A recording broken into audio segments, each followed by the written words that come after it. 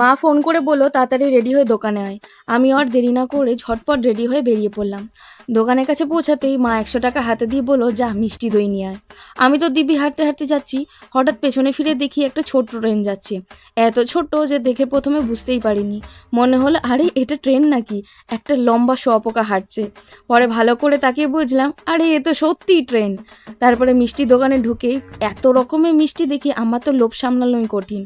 তবুও নিজেকে কন্ট্রোল করে মিষ্টি দই নিয়ে বাড়ির দিকে রওনা দিলাম। ফেরার পথে দেখি আমার এই ছোট্ট বুড়ি আমার পেছন পেছনে আসছে। ওকে দেখে বিস্কুট আর লাড্ডু খেতে দিলাম। এই বুড়ি কিন্তু মিষ্টি খেতে খুব ভালোবাসে। বাড়ি এসে রুটি তরকারি আর মিষ্টি দই দিয়ে ব্রেকফাস্ট সেরে নিলাম। তারপরে ময়দা মেখে একের পর এক ফুলকো ফুলকো লুচি ভেজে ফেললাম।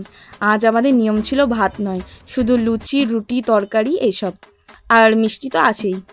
এই ছিল আজকের ছোট্ট দিনের গল্প। ভালো লাগলে একটা লাইক দিও, আর আবার দেখা হবে পরের ভিডিওতে। खत्म।